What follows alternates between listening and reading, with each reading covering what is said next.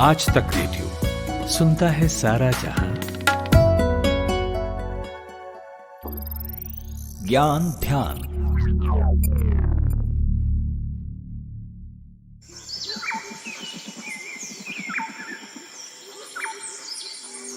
आग जंगल में लगी थी, लेकिन बस्तियों में भी धुआं जा पहुंचा। एक उड़ती हुई चिंगारी का साया फैला तो कहां जा पहुंचा। तंग गलियों में उमड़ते हुए लोग गो बचा लाए हैं जाने अपनी। अपने सर पर हैं जनाजे अपने, अपने हाथों में ज़बानें अपनी। आग जब तक न बुझे जंगल की, बस्तियों तक कोई जाता ही नहीं। हुस्ने अश्चार के मतवालों को हुस्ने इंसान नजर आता ही नहीं। पंजाब में जन्मे पाकिस्तानी शायर अहमद शाह ऐवान, जिन्हें दुनिया अहमद नदीम कासमी के नाम से बेहतर जानती है, उनकी ये नज्म बताती है कि जंगल में लगने वाली आग की लपटें शहर तक भी पहुंचती हैं। इंसानियत और दुनिया के रिश्ते की तहों में जाएं तो किसी शुरुआती बिंदु में जंगल का जिक्र होगा। इस रिश्ते को कारोबारी जमाने की रफ्तार ने भले कुछ कमजोर कर दिया हो, लेकिन वक्त की नींव में गड़े चंद आखिरी पत्थरों पर जंगल और इंसान के वजूद की साझा दीवार खड़ी है। लेकिन समय के इस हिस्से में यह नज्म इसलिए भी प्रासंगिक हो जाती है क्योंकि जंगल की हरी फजाओं में आग के लपटों के फैल जाने की घटनाओं में तेजी से बढ़त दर्ज की जा रही है। उत्तराखंड के जंगलों में बीते दिनों लगी आग ने काफी नुकसान किया। तो क्यों लगती है जंगलों में आग? क्या है इसकी पीछे की वजह, और क्या इन घटनाओं की तादाद को कम किया जा सकता है? इन सारे सवालों के जवाब जानेंगे आज के ज्ञान ध्यान में। नमस्कार, ज्ञान ध्यान के एक बेहद दिलचस्प एपिसोड के साथ हाजिर हूं मैं, जमशेद कमर सिद्दीकी। जंगल हमारे इंसान होने के क्रम का अहम हिस्सा है। यही जंगल हमारे पुरखों का ठिकाना थे और यही मौजूदा वक्त में भी हमारे जिंदा रहने की सबसे जरूरी शर्तों में से एक है। यही वजह है कि हमारे देश में जंगलों का एक सांस्कृतिक महत्व है। इनके घने और ठंडे सायों के तले ही हिंदुस्तानी संस्कृति का विकास हुआ। लेकिन आज के दौर में शहरों और इंडस्ट्रियलाइजेशन का बिछता हुआ जाल जंगलों को खाए जा रहा है।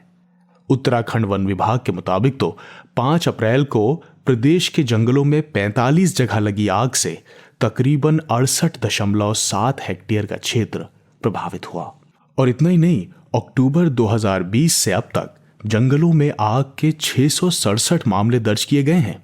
इनसे लगभग 1350 हेक्टेयर इलाका प्रभावित हुआ है। तो जंगलों में लगने वाली आग, जिसे हिंदी में कहते हैं दावा नल, उसकी वजह क्या है? वजह है वन भूमि का कम होना। इंसान की बढ़ती ख्वाहिशों की वजह से जंगल सिमटते जा रहे हैं और शहर बढ़ते जा रहे हैं। जब इंसान जंगलों में आबादी बसाने लगता है और जंगलों का अतिक्रमण करता है तो वो कुदरत के नियमों के साथ खिलवाड़ कर रहा होता है। अक्सर जंगल में अतिक्रमण करने वाले लोग सूखी पत्तियों का ढेर बनाकर उन्हें जलाने की कोशिश करते हैं ताकि उनके रहने की जगह साफ रहे। 100 में से 98 मामलों में यही आग जंगल में फैल जाती है। चीड़ के जंगलों में आग और तेजी से फैलती है क्योंकि चीड़ की लकड़ी तेजी से आग पकड़ती है। उत्तराखंड में 16 से 17% जंगल चीड़ के हैं और फिर वही होता है जो हम उत्तराखंड में देख रहे हैं।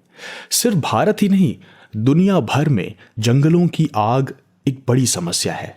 अगर आपकी याददाश्त बहुत कमजोर नहीं है तो साल 2019 में ऑस्ट्रेलिया का वो वाकया तो आपको याद होगा जब जंगल में आग लगने से काफी नुकसान हुआ था। कई जानवर आग की चपेट में आ गए थे। कई दिनों तक धुआं उठता रहा था। हर तरफ उसकी चर्चा हुई थी। हमारे गांव वाले ताऊ जी कहते थे कि समझदार आदमी तो वो है जो दूसरों की गलतियों से सीखे। लेकिन क्या हमने ऑस्ट्रेलिया की उस आग से कुछ सीखा? कोई प्रिकॉशन ली? नहीं। अगर आपको उस ऑस्ट्रेलिया वाले हादसे के बारे में सब कुछ ठीक से याद नहीं भी है तो कोई बात नहीं, चलिए आपको फिर याद दिला देते हैं। चलते हैं अपनी साथी खुशबू के पास और जानते हैं कि तब क्या हुआ था। साल 2019 में ऑस्ट्रेलिया के जंगल में लगी आग बुझने का नाम ही नहीं ले रही थी और ये आग दिन पर दिन बढ़ती जा रही थी। 4 महीनों तक ऑस्ट्रेलिया के जंगलों में लगी आग अब तक बुझाई नहीं जा सकी थी, जिसमें करीब 50 करोड़ पशु पक्षी जलकर मारे गए तो वहीं कहीं पशु पक्षियों को गंभीर रूप से नुकसान भी पहुंचा था। इस आग का सबसे बुरा प्रभाव कोआला पर पड़ा था, जो जानवरों की एक प्रजाति होती है। ये प्रजाति न्यू साउथ वेल्स के मध्य उत्तरी इलाके में सबसे ज्यादा पाई जाती हैं। इस आग से उनकी आबादी में भी बहुत भारी गिरावट हो गई है। ऑस्ट्रेलिया के जंगल की तरह ही 2019 में अमेज़न के जंगल में भी आग लगी थी। आग के पीछे की वजह फिर वही, जंगलों में इंसानों का अतिक्रमण। ये अतिक्रमण किस तरह का होता है? दरअसल लोग जंगलों की जमीन पर या तो व्यावसायिक गतिविधियों के तौर पर फैक्ट्रीज बनाते हैं या फिर रिहायशी इमारतें बनाकर रहने लगते हैं। विकास की अंधी दौड़ इसी को तो कहते हैं। और ये बातें हवा में नहीं कही जा रही। एक अंदाजे के मुताबिक पिछले 50 सालों में अमेज़न के जंगलों का 17% इलाका जंगल की आग से बर्बाद हो चुका है। और इसकी वजह जंगल की जमीन पर खेती, व्यावसायिक अतिक्रमण और हाँ, खनन भी है। वैसे कई मामलों में ये हादसे लापरवाही से भी होते हैं। अब आप अपने दोस्तों के साथ पिट्ठू बैग टांग कर लॉन्ग वीकेंड में बॉस से एक छुट्टी और लेकर निकल गए जंगल की सैर करने। वहां किया कैंप फायर, रात में गाने वाने गाकर कैंप में सोए और फिर सुबह जलती हुई आग छोड़कर निकल गए। अब अगले दिन वो आग कहां तक फैल सकती है, इसका अंदाजा किसे है? इसकी और भी वजह हैं। बिना बुझी हुई सिगरेट फेंकना, जलता हुआ कचरा छोड़ना, माचिस या फिर ज्वलनशील चीजों से खेलना वगैरह वगैरह। तो क्या इन वजहों के अलावा भी कुछ वजह होती हैं जिससे जंगल में आग लगती है और इससे आम लोगों को कितना नुकसान होता है? ये जानते हैं पर्यावरणविद विक्रांत टोंगर से। देखिए, जहाँ तक फॉरेस्ट फायर या जंगलों में आग की बात है, ये घटनाएं भारत में नहीं पूरी दुनिया में लगातार बढ़ रही है। और इससे मानव जन को मतलब लोगों को सीधे सीधे भी प्रभाव पड़ता है और इनडायरेक्टली भी लोगों को प्रभाव पड़ता है। इसके ग्लोबल एस्पेक्ट भी है। मतलब मानिए उत्तराखंड में आग लग रही है तो दिल्ली के लोग सोचें कि उन्हें कोई दिक्कत नहीं है, उन्हें भी कहीं ना कहीं इससे मतलब डायरेक्ट नहीं इनडायरेक्ट प्रभाव पड़ता है। जैसे तापमान बढ़ता है और आपका ग्लोबल वार्मिंग को बढ़ावा मिलता है और ग्रीनरी कम होती है, तो ग्रीनरी कम होने के ओवरऑल प्रभाव लोगों को पड़ते हैं। लेकिन जो सीधे सीधे प्रभाव पड़ते हैं आम जन के ऊपर, वो उसी एरिया में पड़ते हैं जहां फॉरेस्ट फायर हो रही है। जैसे उत्तराखंड में हो रही है, तो उत्तराखंड के जिन एरियाज में जंगलों में आग लगी हुई है, वहां जो गांव हैं आसपास या वहां जो कस्बे हैं या शहर भी है, उसमें काफी ज्यादा धुंध का होना, लोगों को सांस लेने में देखने में दिक्कतें होना, विजिबिलिटी की प्रॉब्लम होना, यातायात प्रभावित हो जाता है क्योंकि जंगलों से सड़कें निकली हुई हैं, रेल नेटवर्क है और काफी ट्रेन तो आज भी डीजल से चलती हैं।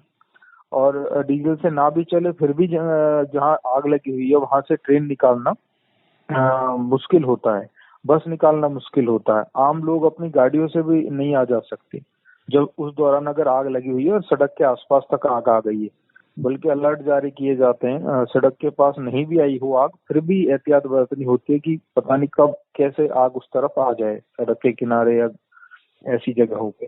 तो अल्टीमेटली मेरा तो यही कहना है कि इससे सीधे सीधे जो है आजीविका का नुकसान, स्वास्थ्य का नुकसान और फसलें खराब होती है और जंगल के गायब होने के, जलने के अपने आप में बहुत सारे नुकसान हैं। और ये जो फॉरेस्ट फायर हो रहा है इसके कई कारण हैं।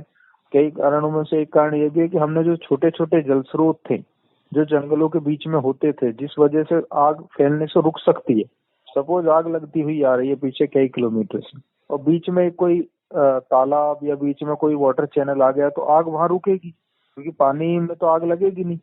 लेकिन अब क्या है कि हमारे जल स्रोत सूख गए हैं, जंगलों में छोटे छोटे जो जल स्रोत होते थे, चैनल्स होते थे, वो सूखते जा रहे हैं। ग्लोबल वार्मिंग या जो मानव के जो क्रियाकलाप हैं, जिस तरह से आज लोग एक्सप्लॉयटेशन कर रहे हैं एनवायरनमेंट का, तो वो आग जो है और ज्यादा फैलती है। तो जंगलों में लग रही आग की वजह तो हमें मालूम हो गई। अब आइए विक्रांत जी से ये जानते हैं कि आग लगने की वजह से वाइल्ड लाइफ यानी वन्य जीवों का कितना नुकसान होता है।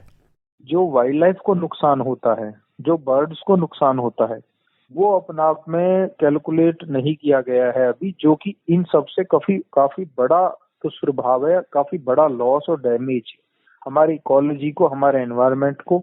और ये जब एनवायरनमेंट और इकोलॉजी को नुकसान हो रहा होता है तो वो हमारा खुद का नुकसान हो रहा होता है। जनरली हम उसको मानते नहीं है कि वो हमारा नुकसान। अब जैसे बहुत सारी बर्ड्स या एनिमल्स के अंडे वहां रखे हुए हैं, वो सब मतलब जल गए हैं, खाक हो गए हैं, तो इससे कितना जैव विविधता के ऊपर कितना दुष्प्रभाव पड़ेगा। अगले शायद 20 साल तक वो रिवाइव नहीं हो पाएगी। तो इसके अलावा भी बहुत सारी चीजें हैं जो रिकॉर्ड की गई हैं, लेकिन हमारी राज्य सरकारें और सेंट्रल गवर्नमेंट का कोई स्ट्रॉन्ग प्लान नहीं है इसके ऊपर कि कैसे फॉरेस्ट फायर को कंट्रोल किया जाए। कोई इमरजेंसी सिस्टम नहीं है। जब बहुत ज्यादा आग फैल जाती है, जब एयर एम्बुलेंस से कहीं कहीं पानी छिड़के जाते हैं, कोई सुविधाएं शुरू की जाती हैं, जबकि इसके लिए प्रॉपर टास्क फोर्स होनी चाहिए, स्टेट वाइज होने चाहिए हमारे पास एक मैकेनिज्म कि कैसे इसको, इस डिजास्टर से कैसे निपटा जाए, कैसे इसको नियंत्रित किया जाए। तो सुना आपने विक्रांत टोंगर साहब को। अब हम समझते हैं कि कैसे जंगलों में लगी आग पर काबू पाया जा सकता है। यह भी बेहद जरूरी है।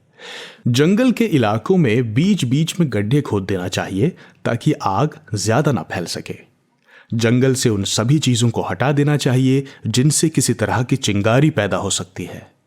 आग जलाने के काम को नियंत्रित किया जाना चाहिए जिससे जंगल में पेड़ से गिरी चीड़ की पत्तियां इकट्ठा ना हो पाएं। जंगल में ज्वलनशील पत्तियों का फैलाव नहीं होना चाहिए। साथ ही चीड़ की सुई जैसी पत्तियों के वैकल्पिक प्रयोग को सरकार द्वारा बढ़ावा दिया जाना चाहिए। और हां, पेड़ों के अंधाधुंध कटाई के खिलाफ ठोस कदम उठाए जाने चाहिए। यह सबसे जरूरी है। तो उम्मीद करते हैं कि आप समझ गए होंगे कि जंगल में लगने वाली आग कितनी भयानक होती है और इसे रोकने के लिए हम सब की जिम्मेदारी कितनी अहम है। जैसे ये देश हमारा है, लोग हमारे हैं, वैसे ये जंगल भी तो हमारे हैं। इन्हीं से तो बनती है वो ऑक्सीजन जो हमारी सांसों में घुलकर हमें जिंदगी देती है। इन्हीं से तो कुदरत का निजाम कायम है। तो अगली बार जब भी किसी जंगल से गुजरें तो अपनी जिम्मेदारी निभाएं।